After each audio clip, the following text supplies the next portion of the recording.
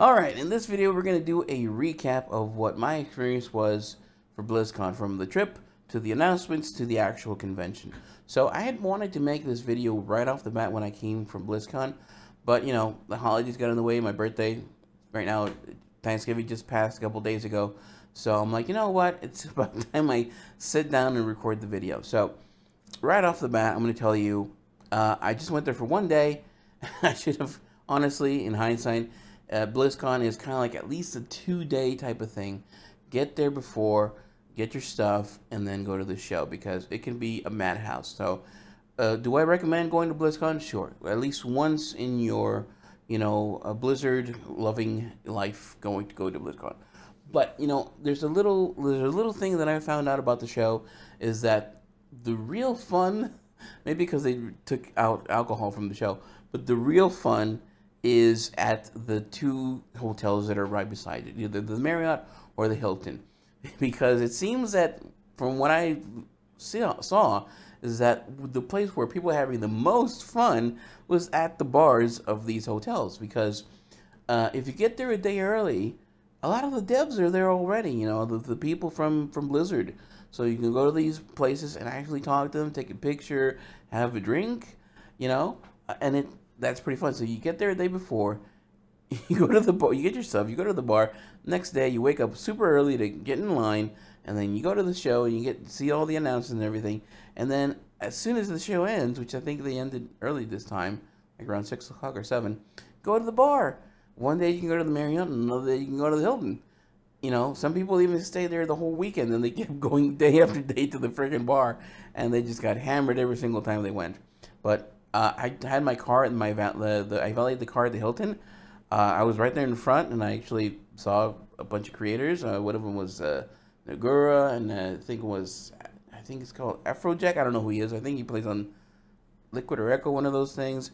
That place was just full of all the content creators. It wasn't in the show, except for the people that were streaming, certain places.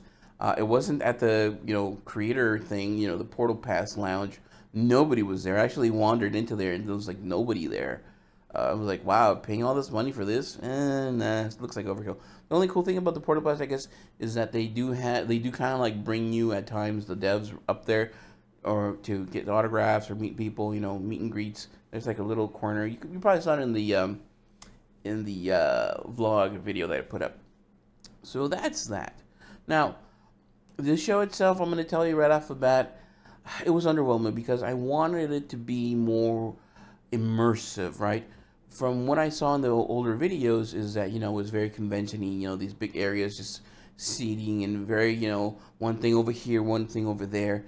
And the Anaheim Convention is a tremendous place to fill, just with that kind of stuff. And then you have to think about, the logistics of people moving around. I get that, but I don't know. For some reason, I thought it was going to be more immersive. Like, I imagine, like, they're going to make like like, let's say Stormwind. They're going to make that entrance, right?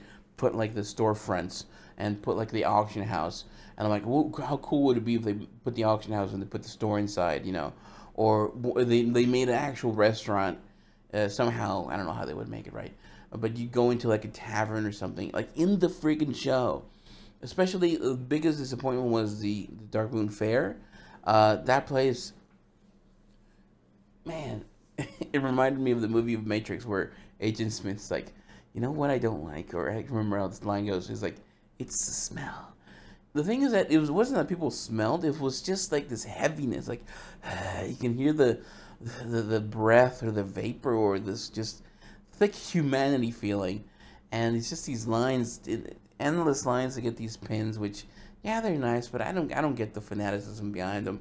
Honestly, these patches, these things, though, you couldn't even get those stupid, pineapple freeze. It's just the lines are immense. To me, the actual Darkmoon Fair, I wish it would have been like an actual fair.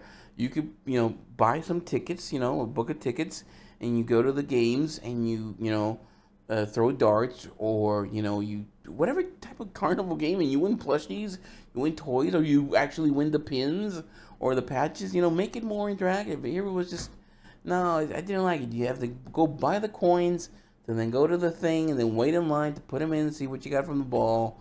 It's just, the space was super reduced, so many people, and then the places you could sit, there were the tables that they had, just people vendoring their stuff. Oh, I got these pins.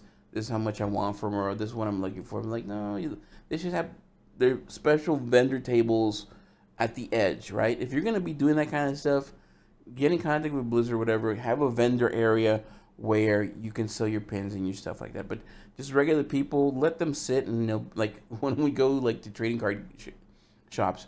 Yeah, you're a person. You bring out your folder, you trade cards, but it's more people, not these friggin' vendors. They have like tons and tons. They take over the whole table to do that. So the actual show floors would have been underwhelming. It was cool to see the statues. It was cool to see the sword, the Sargeras. You're like, what sword is? These photo ops are fun, but honestly, from what I understood that what they were pitching, it was something very, very more immersive. I remember going to, at the same convention, the PlayStation Experience. A big difference. That really, it still felt convention-y, but the atmospheres that they made were really cool. I don't even know, did I do a vlog about PlayStation Experience? Maybe not. But the one they had in Anaheim, really cool. Monster Hunter area, very cool, very fleshed out. The Uncharted area, don't tell me about the God of War area. Oh my god, that was really nice. So I was expecting more like exhibits type of thing. I don't know who did this show, but it did not meet my expectations whatsoever.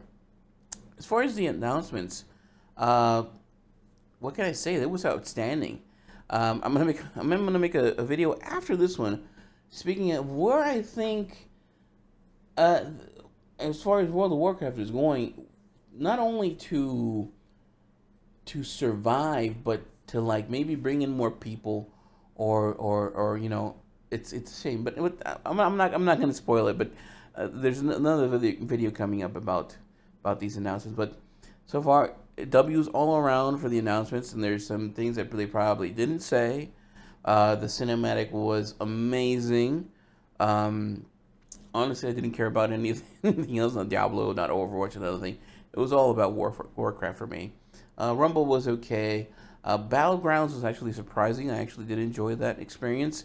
The duos type of thing, which I think can be very powerful if you get a good partner that can synchronize with you, and you could just farm lobbies after another, right after another. The staff was super nice, of course. Very attentive. I actually had a chat with a developer for the I think it was the 5th storyline or the 5th quest in the Guardians of the Dream. His name is Keith. It was great talking to him. It was the only dev I actually spoke to, but it was great. The 3, 4, 5 minutes I was talking to him. Obviously the food was pretty bad inside the convention. That little WoW cafeteria thing, no, very bad, very, very bad system. So I think the best thing is to go to food trucks or go have dinner at the other restaurants around, or take yourself, or eat before you go. Like, that's what I'm saying. Before you go, stay there, have breakfast, wake up early, go to the thing, do the show, then come out for lunch, or for dinner, and then go to the bar. But honestly, it was good. That I enjoyed going. It was a mad dash. Honestly, I did it because I didn't have money to stay there at the hotels, because by this time they were very expensive. This whole going was a very last minute thing. So that was that.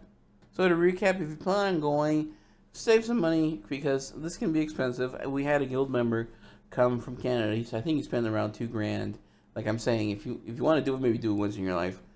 Two, for the people that do the show, the actual opening ceremony was very great. I loved how they did the design with the 3 screens. That was great. But you guys, you need to work on the actual show floors. Make it more immersive. This show was not cheap, right? So I was expecting, Disneyland type of stuff. It's Disneyland type of experiences, which I know can be very prohibitively expensive. But if you're going to make them, at least make it one zone, right? You can dedicate yourself to make that experience one zone or one area make it really dense, and then have the other stuff spread out. That's fine. Again, the party is at the bars. That's where the party is. And is it worth it? Yeah, at least once. Anyways, that's all I have to say. I gotta think about the other video I want to make about WoW and its direction and where it's going. I think it's surprising. All right, guys. Thanks for watching. I'll see you in the next one.